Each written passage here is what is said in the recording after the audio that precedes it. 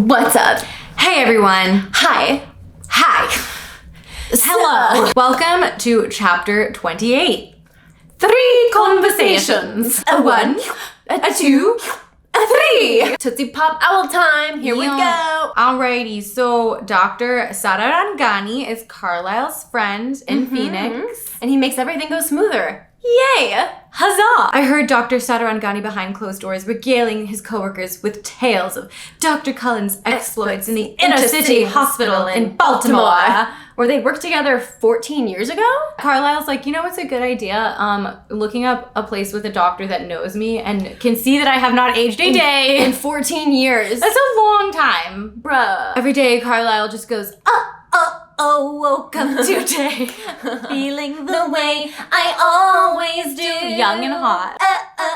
Pulling me out to the spots in the streets that I love. Good morning, Baltimore. Okay, so we do acknowledge his young appearance, but Sararangani just assumes that Carlisle's been playing around with plastics. Playing around with plastics because it's Tonka truck. Yeah, bionicle.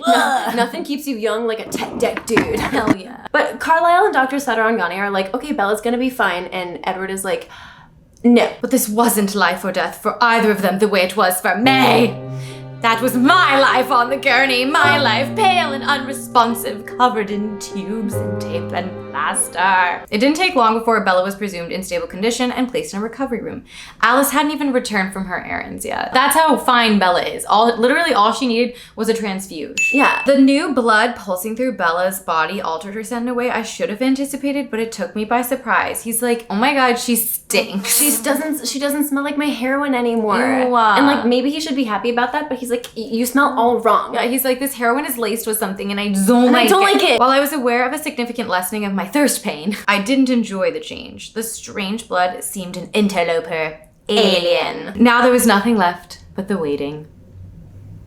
Cute. All right. Okay. So now it is the first conversation of the 3 conversations. And it's between Carlisle and Charlie. Charlie hasn't heard from her literally since she broke his heart on the porch. Yeah. Hello, Charlie. Carlisle, what's happening? She's had a transfusion and an MRI. Things look very good so far. It doesn't appear there are any internal injuries we missed. Are you sure everything is okay?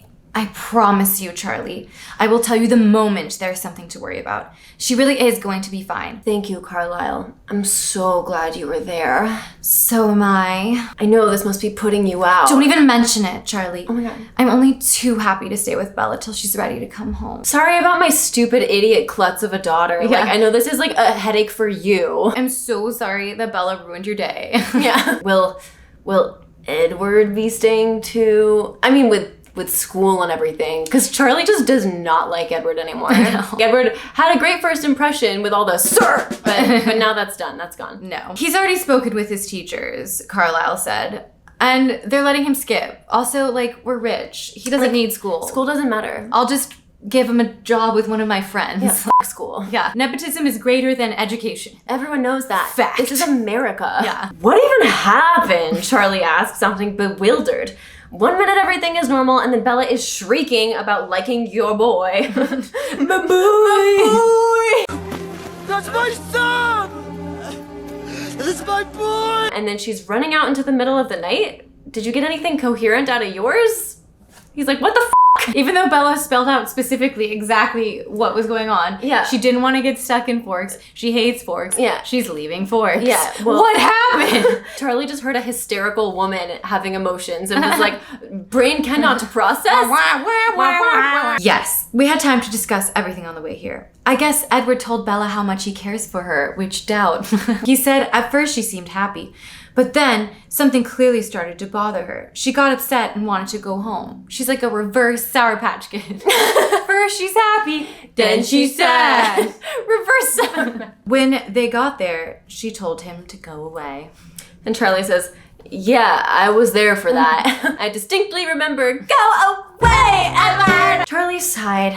That part I get. It's some complicated stuff with her mother. I'm sure she had her reasons. Understandable, Carla. Charlie harumphed uncomfortably. It's also just his constant state of being. Just uncomfortable harumps. Yeah. Harumph. But what do you think about all this, Carlisle? I mean, they're just teenagers. Isn't this a little intense? Carlisle's answering laugh was breezy. Don't you remember being 17? Because I don't remember being 17. Yeah. Carlisle's like, when I was 17, it was like the 1600s. Yeah, I was throwing my poop out in the street from a bucket and learning how to blacksmith. Ding! Ding! There's no time for love or pleasures. There's only darkness. There's only survive in the mud. Yeah. I'm hoping my dad will stop making me kill people. Yeah. Yeah, I'm not into this. Don't like it. No, the 1600s sound like f***ing shit. And then Charlie's like, not really, no. I don't remember being 17. Carlisle laughed again. Oh. Do you remember the first time you fell in love? Charlie was quiet for a minute. Yeah, I do. Hard stuff to forget, because when you're married to Renee, it traumatizes you forever and ever. Scarred? Now that they're talking about being in love, suddenly the atmosphere has changed and they're kind of like flirty. Oh. I'm getting kind of a vibe. I don't know. Carlisle. I'm so sorry, Charlie.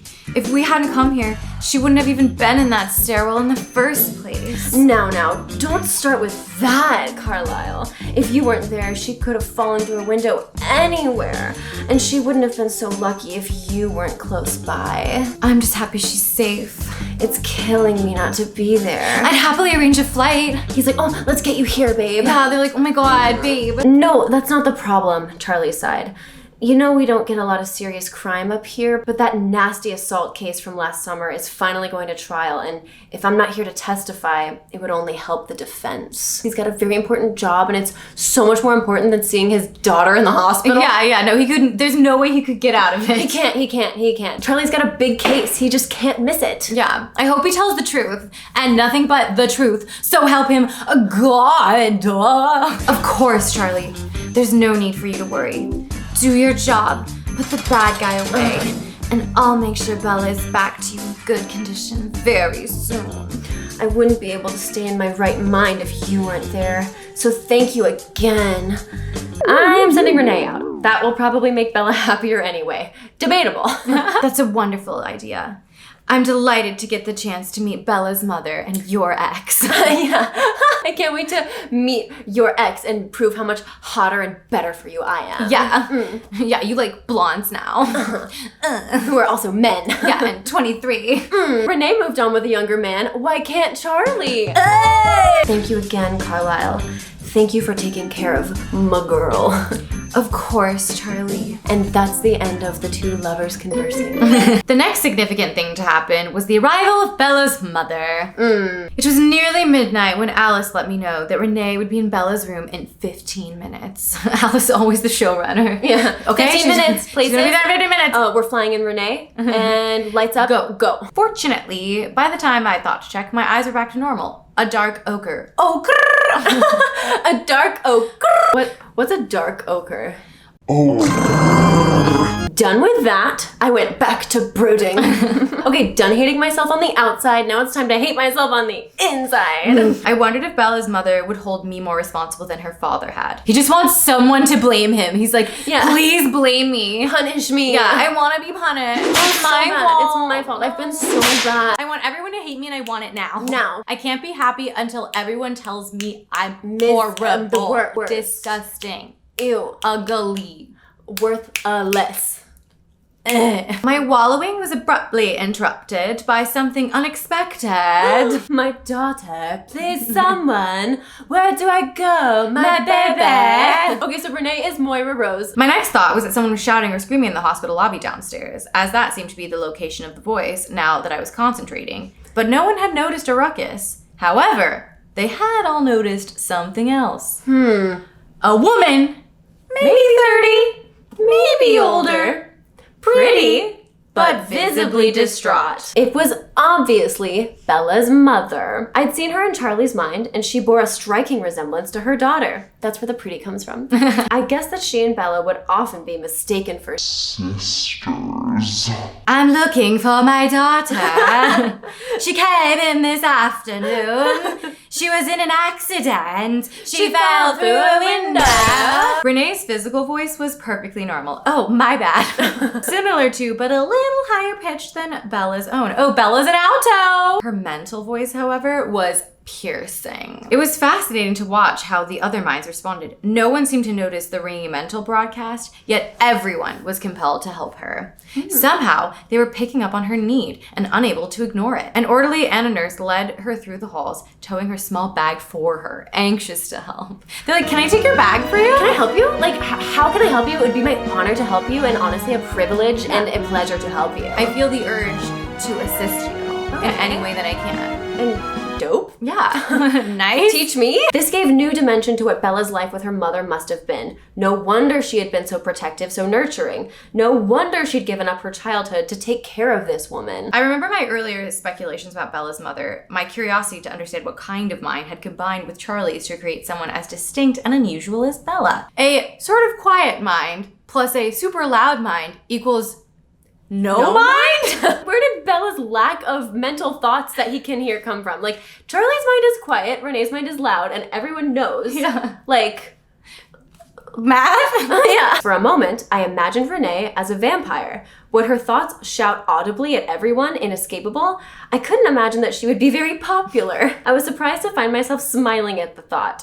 Because fuck Renee. Yeah. I think if Renee were a vampire, like, her power would obviously be to just have everyone around her just do her bidding. Oh yeah, she's got major Volturi energy because she'd be able to like command people to do whatever they wanted. And they'd want to do and it. feel happy about it. Yeah. Like, the Volturi would snatch Renee up so quick. Oh yeah, and she'd be down for it too because Renee's the worst. Because Renee's fucking evil. And she enjoys controlling everyone around her. Yeah. So. Renee would not be a vegetarian. She would not live in forks because she hates forks. She would go off to Italy and never talk to Bella again. Yeah. Every like 100 years, Bella will show up in Italy and she's like, Bella, you never call me. You haven't responded to my emails. Don't we look like sisters? I think we do.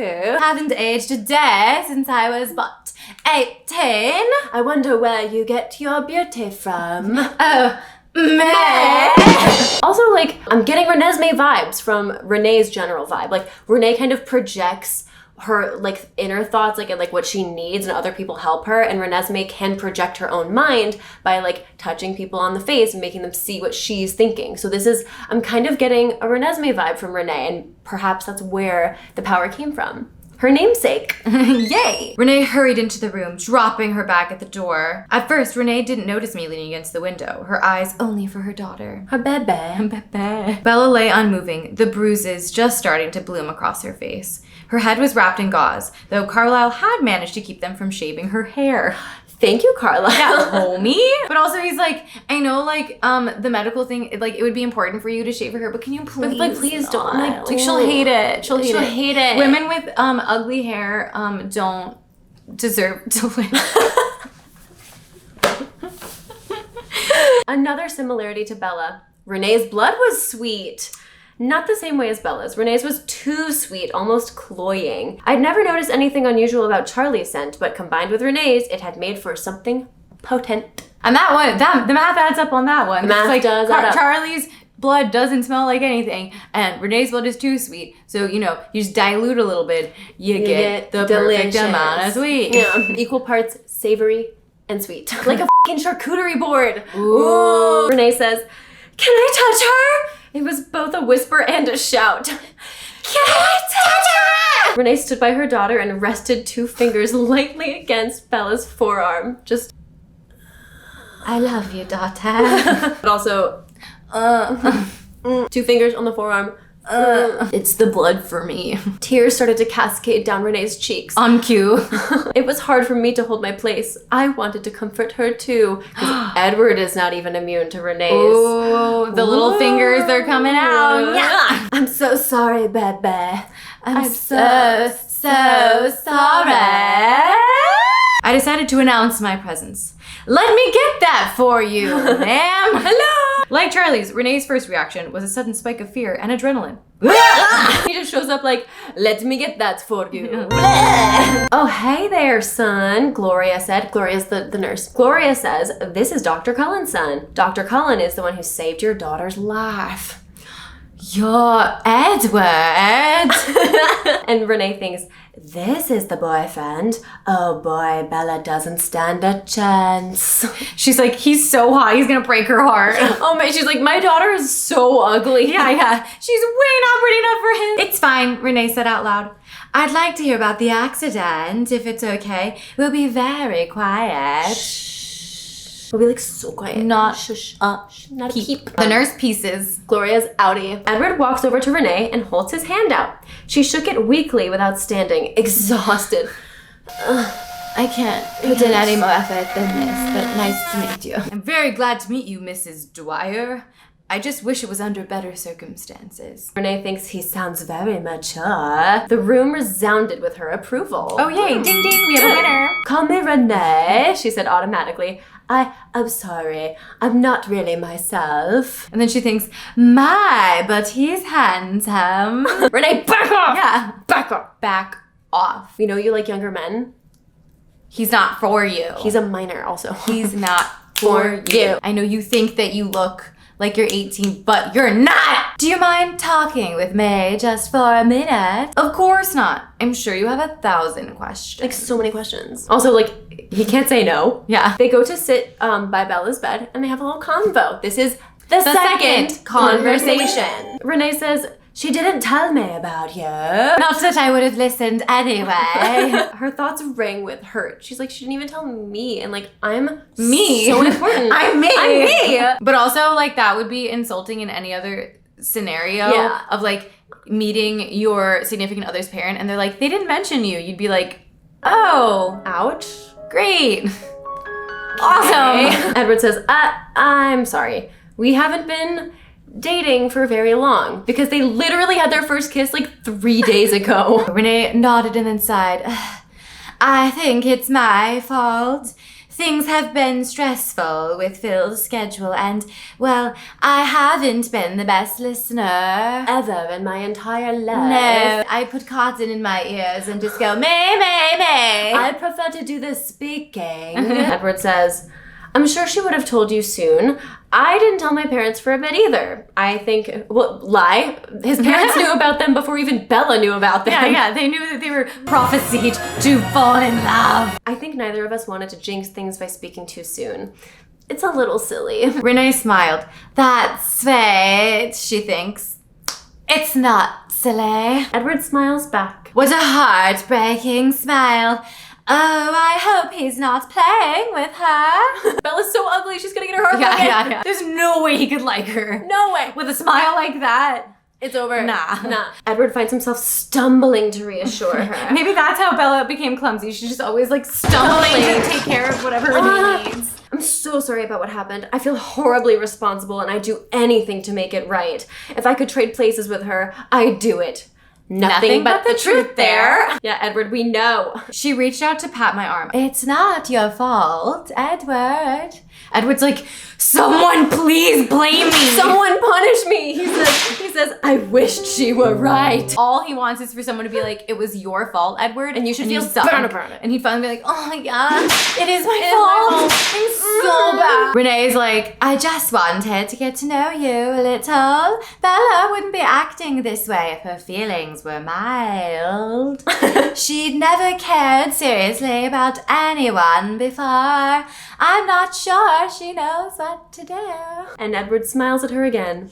She and I both. This is a first love for the both of us. This is my first time. They just love it. They love saying it. Sure, handsome, she thought doubtfully. He's very smooth. Be gentle with my baby. She ordered, be gentle with my baby. She feels things very deeply. Edward says, I promise you, I will never do anything to hurt her. I said the words and I meant them in the strongest way. I would give anything to keep Bella happy and safe, but I wasn't sure they were true because what would hurt Bella the most? I couldn't escape the truest answer. Oh no. He's like, this is the first time where he's like emphasizing those words really strongly, but not believing them. Yeah, maybe the best way to keep her safe is to emotionally hurt her and like remove himself from the situation. Oh no. Hadn't I just witnessed a brutal example of how badly my world could go wrong for her? And she was lying here broken because of it. Surely keeping her with me would be the greatest hurt possible.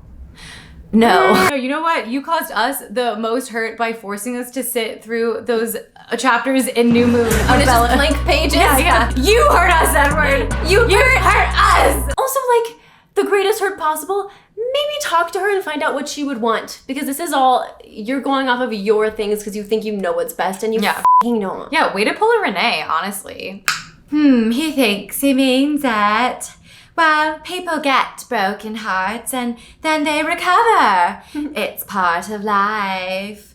But then she thought of Charlie's face and was uneasy because Charlie never recovered. No. Charlie's still looking at the blank TV. Oh no! I can't think. I'm so tired.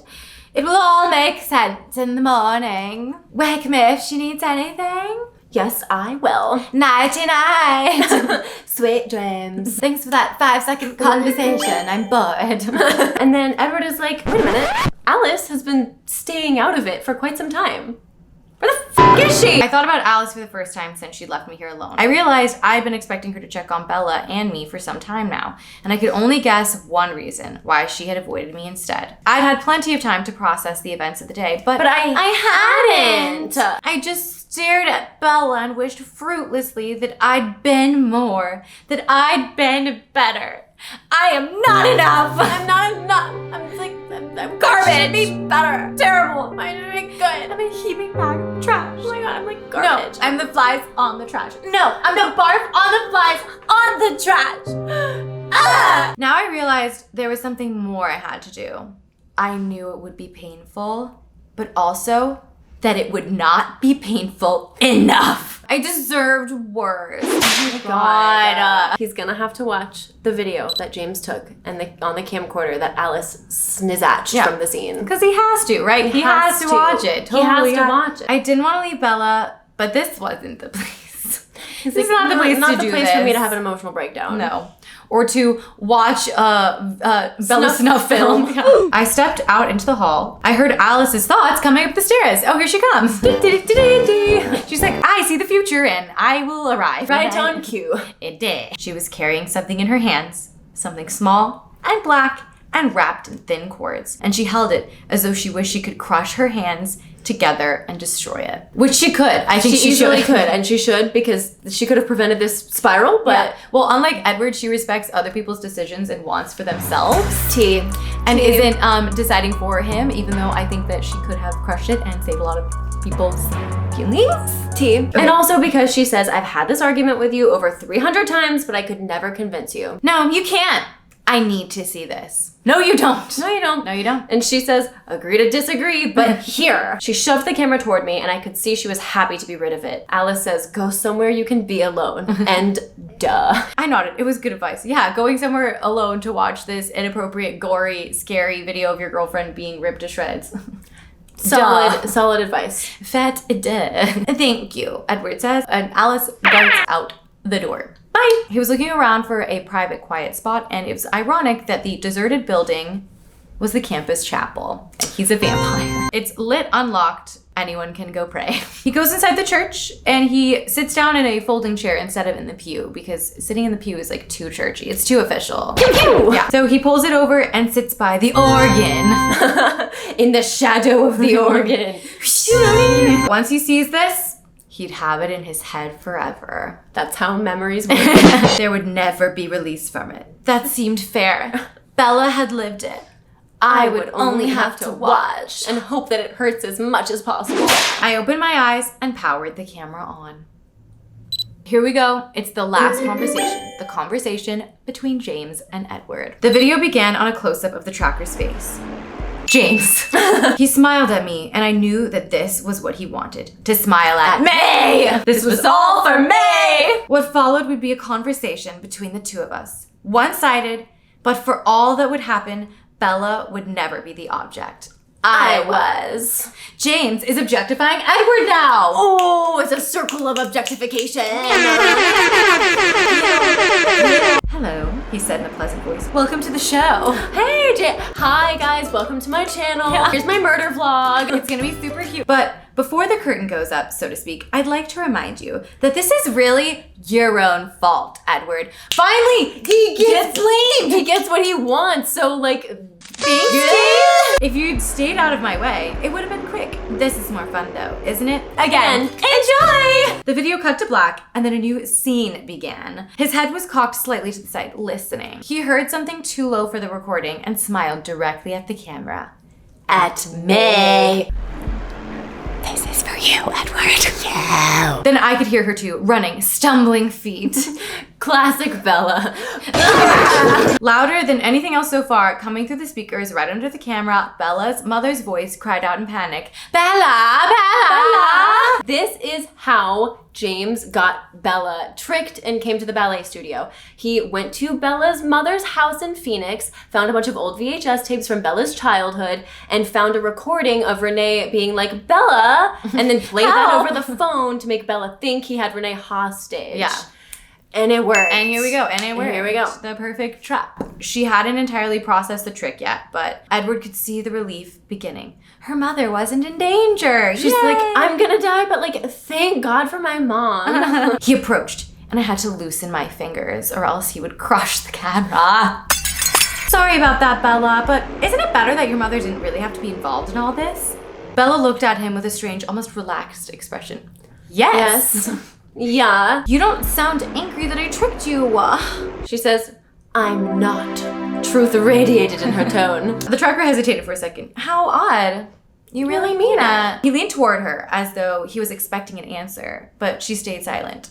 Her eyes were opaque, giving nothing away. He's like, Bella, I can't see anything in your T eyes. Yeah, you're giving me nothing. Like, you're a bad scene partner. Yeah, come on. You got the script earlier. You know your lines. Yes, and, babe. Like, I suppose you're going to tell me that your boyfriend will avenge you, he asked, his voice taunting. The taunt was not for her. It was for me! No, I don't think so, Bella replied quietly. At least I asked him not to. And what was his reply to that? She's like, I don't know. I left him a letter. I left him a suicide note. How romantic. The sarcasm was palatable. A last letter. And do you think he will honor it? And she says, I hope so. Well, our hopes differ then. His voice turned sour. Bella's composure was disrupting the scene he had planned. You see, this was all just a little too easy, too quick. To be quite honest, I'm disappointed. I expected a much greater challenge, and after all, I only needed a little luck. Bella's expression was patient now, like a parent who knows that her toddler's story is going to be long and rambling, but is determined to humor him anyway. Because she's like, all right, I guess I can buy some time with his villain monologue. Yeah. Go for it, dude. Wow, James, you're the worst. Yeah. Okay, he's wrapping up his monologue, thank God. I wondered whether he thought I would be impressed. Very easy, you know, he concluded. Not really up to my standards. So you see, I'm hoping you're wrong about your boyfriend. Edward, isn't it? He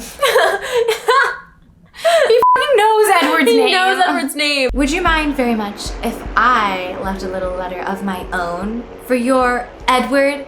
Isn't it? And now it's a camera reveal. If you weren't afraid and giving me emotion before, but now he will come after me after he sees this. A camera. I'm sorry, but I just don't think he'll be able to resist hunting me after he watches this. The tracker walked backward until he was out of the frame. The picture suddenly zoomed tight on only Bella's face. She was starting to realize. She'd known he was going to kill her. She had never considered that he would torture her first. And like, obviously, like, what did she think? She was gonna show up and he'd be like, oh, good, you're here. Anyway, if you can just like extend your neck. Yeah. Snap it a neck. Yeah. Bella's terror was the drama he'd been waiting for, expecting. He's literally like, oh, I got the shot. Oh. Before we begin, I would just like to rub it in, like just a little bit. His eyes met mine in the mirror, looking at the lens in the mirror, like, you paying attention? The answer was there all along, and I was so afraid Edward would see that and ruin my fun. It happened once, ages ago. The one and only time my prey escaped me. Huh? What?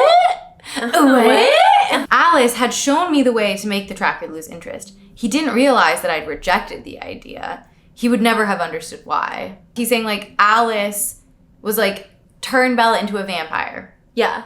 Because then the tracker Will have lose nothing interest. to track. Because James hunted Alice back in the day, and then Alice was turned into a vampire, and that's how she was turned into a vampire. And then James gave up.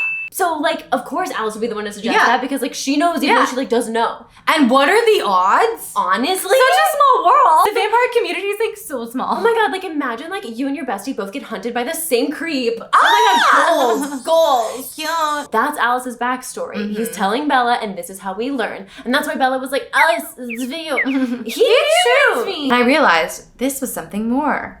This was what Bella had tried to tell us. She didn't even seem to notice the pain, poor little creature, the tracker was explaining. She'd been stuck in that black hole of a cell for so long, 100 years earlier, and she would have been burned at the stake for her visions by Carlisle himself. In the 1920s, it was the asylum and the shock treatments. When she opened her eyes, strong with fresh youth, it was like she'd never seen the sun before. The old vampire made her a strong new vampire, and there was no reason for me to touch her then. Ew. Ew. Why would I touch a woman that's already been touched by another man? Ew. Virgins only. Yeah. This guy's a creep. Yes, your little friend. I was surprised to see her in the clearing.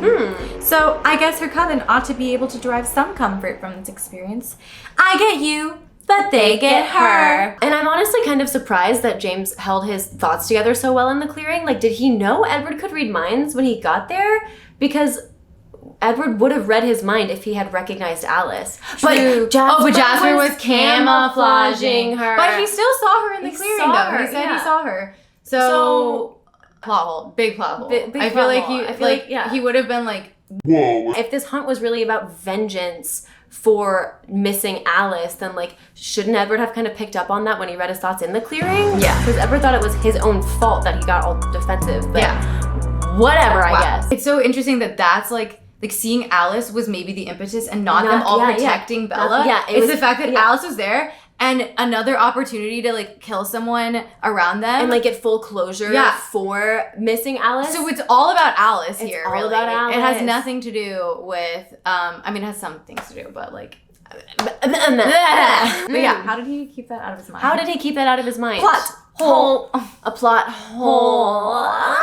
He walked closer and closer until he was looming over her, then reached out with one hand, and I nearly crushed the camera again. Don't touch her! He didn't hurt her yet, he just played with a strand of her hair, drawing out her dread, milking it. He milks her hair. Edward slides out of the chair to the ground and put the camera on the floor beside me. Next, the tracker reached out to softly stroke her cheek, and I wondered if I would break my hands. He crouched, his eyes shifting to her face, and that smile turned into an exhibition of teeth. You like that, Edward? Yeah, you like that? You seen this? I bet you like that. You Look at like my that? teeth. Wow. Terrified, Bella breaks for the back door. And the tracker's like, nice! His bared teeth shifted into a pleased smile as he leapt in front of her and, with a dismissive backhand, hurled her toward the wall of mirrors. He just goes, bah! Most epic backhand that ever did backhand. God. Bella was airborne for one fleeting, endless pause, and then with a metallic clang, a crunch of bone, and the shattering of glass, she slammed into the brass ballet bar and the mirror behind it. Ow! Yeah. Ow! This wasn't even enough to like knock her out. Like I feel like Or that like would break her spine? Yeah. She slammed backwards into a brass ballet bar, like, wah! Also, getting slapped that hard would like probably Break your neck! The tracker sauntered forward. He says, that's a very nice effect. Bella is like crawling away. She's like, ow. Ow. Stop. Ow. The tracker laughed quietly at her pathetic attempt and was standing over her. Alice had shown me this. I wished I could look away, but I couldn't, and the tracker's foot came down hard against her calf. Moo! He breaks her leg. Bella's in agony. Cool. So he's gonna torture her until she begs him to hunt Edward. Yeah. Gross. But also, what buys her enough time to get saved? Yeah. He pointed one toe and pressed it with delicate care into the nexus of her broken leg. Ew. Ow! Wouldn't you rather have Edward try to find me? The tracker prompted like a director on the edge of the stage. Wouldn't you rather him? Yes. Your line is yes. Send me. Tell him to avenge him. Tell him. No! No, Edward, don't! Tell him. What are you doing? Tell him what he wants to hear. I whispered uselessly to her. But then she'd have died, so bad advice. Yeah. Anyway, he kicked her in her upturned face. She flew through the air again. I saw his mistake immediately, watching her trajectory. The glass was already broken, the buckled edges pointing outward like ragged silver teeth. The sound of her skin giving way was impossible to miss. She starts bleeding. Yeah. And now it's frenzy time. Yeah. Well, and James was just bragging about how he was loving how dramatic this space was and how having the mirror shatter was super dramatic and cute. But it turns out that it's gonna slice her open and make you frenzy. So scene over. I watched, shocked that she'd survived this. The tracker watched too. All of his planning and all his conceit fading. His face turned feral, inhuman. A hunting snarl ripped from between his teeth. Instinctively, she raised one hand to protect herself. Stay away from me! No! An explosive crunch. A roar! The tracker lunged. A pale shape flashed so quickly through the shot that it was impossible to make it out. It's like The Incredibles. He moves right there. Wait. Right there. Coincidence? I think not! The tracker vanished from the scene. I saw the crimson mark of his teeth across Bella's palm, and then her hand fell, lifeless, into the lake of blood with a quiet splash. I watched, entirely numb, as my image on the screen sobbed and Carlisle's worked to save her. My eyes were pulled to the bottom right corner of the shot, where every now and then some piece of the tracker would flash through the picture. And then throwing limbs about. And it's like, bro, catch! Whoa! Here, take this thigh. It's a perfect spiral. Eventually, Alice walks toward the lens. A spasm of agony crossed her features, and I knew she was seeing a vision of the recording, and also, I was sure, a vision of me watching now. So she's looking into the lens at Edward, knowing Edward is looking at her. Yeah, she has a vision of Edward watching her, watching him, watch her, watching him. So spooky and meta. Whoa. She picked up the camera, and the screen went dark. I reached slowly for the camera, and then, just as slowly, methodically crushed it into a pile of metal and plastic dust. When that was done, I pulled from my shirt pocket the little bottle cap I'd been carrying around with me for weeks. Oh no. The lemonade cap. No. From chapter 6 or something. Not the lemonade cap. No. My token of Bella. My talisman. Woman. It flashed dully in my hand for a moment, and then I pulverized it between my thumb and index finger and let the fragments of steel fall onto the remains of the camera. He just Salt Bay on top of the camera. I hope he sweeps this up. I'd be weird to walk into the church and be like, what is is that? What is this strange dust? God? My God? I didn't deserve anything to her. Any glitter. I guess it never did come up again, but everyone I feel like in the fandom was attached to that bottle cap for some reason. Yeah, except for me though. I never knew that the lemonade bottle cap existed. I only learned about it from this fanfic that Maddie sent to me. But then Maddie bought you got a necklace. Okay, so I literally went to a Twilight convention in 2009 or 10, I think, and I bought a lemonade bottle cap necklace because it was an iconic thing, imagery. Fans, do you guys remember the bottle cap? Because well, I never knew it, and then I'm feeling better about it now because I'm okay, if it was mentioned, it would only have been mentioned in the first book. Yeah. So cool, okay, I'm not crazy. I'm just sad that the lemonade bottle cap didn't survive because, I don't know, I feel like the fandom was pretty attached to it and that's a bummer. Yeah. R.I.P. Jeep, R.I.P. bottle cap, R.I.P. Jot Jab. Gone but not forgotten. No, I'll set a jingle jeer for Jew. And then I did something I hadn't done in a century. Curled there in a ball on the floor.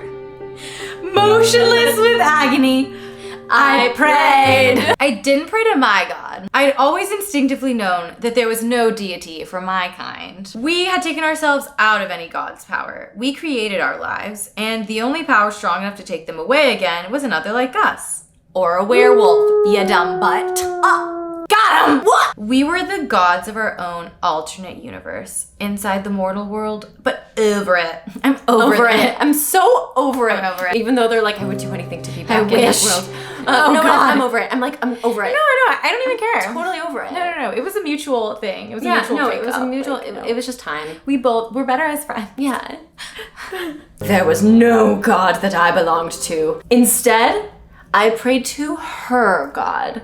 Because if there was some higher benevolent power in her universe, It is a woman. yeah, God is a woman, yeah. Then surely he or she or it, but like definitely she would have to be concerned about this bravest and kindest daughter. Fine, if God does exist also in this universe, like we're just like diving in right now, then of course he would care about Bella, or she would care about Bella. Yeah. Like, Come we're on. all God's children. We're all God's children. Jesus loves me, this I know, for the Bible tells me so. Baba beepy, I'm a hoe.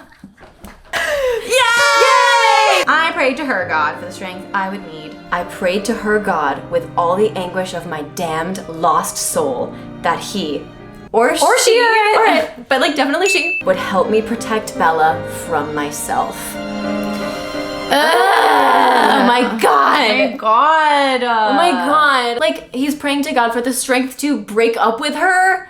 Boo! Boo! As we've established, Bella's days were numbered from the second she moved to Forks. Like, if you leave, she will get crushed by another vehicle in the school parking lot. Yeah. A hobo spider will bite her to death in her Yes, head. it will get her this It'll time. get her. Edward's annoying. I'm annoyed. Let I'm yourself annoyed. be happy. Everything's fine now, and you're just like choosing to pretend like it's not. It's like when you're sad and you put on a sad song to like make yourself cry even harder. And I get that it's like cathartic And or like you need whatever. a release, but Yeah. like this is full on masochism. This is torture. Yeah. Like, what a sick masochistic lion indeed. We had our 3 convos. Technically, we had our 4 convos because Edward talked to God. Things are getting destroyed. The camera was destroyed. The lemonade bottle cap was destroyed. And soon a relationship will be destroyed.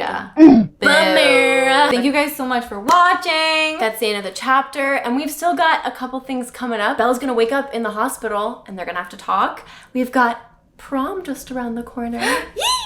And there's nothing more beautiful and important and amazing than prom. Get ready. Get ready. Get excited. Get excited. We're excited. Have a great week, you guys. Bye. Thanks for watching. Love you. Bye.